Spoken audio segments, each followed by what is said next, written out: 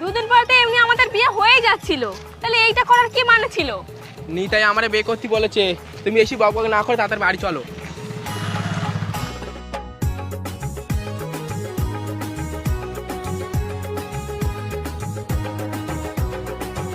জ্যাঠা, ও জ্যাঠা, এই দেখি নাও কাণ্ড ঘটে গেছ।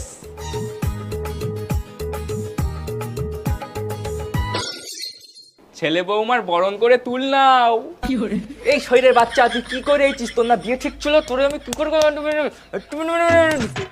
বাবা তুমি খুব প্ল্যান করেছিলে, তুমি আমার বেতেই আমার বন্ধুরি নেমন্তন্ন করবে না। ওই জন্যই আমরা সবাই পালিয়ে বিয়ে করে এসেছি। সবার খাওয়া বন্ধ। রাত্রিবেলা আমি আর আমার বন্ধু যাব বিরিয়ানির দোকানে, বিরিয়ানি খাবো আর বউর জন্য একটা লেগ পিস নিয়ে আসবো।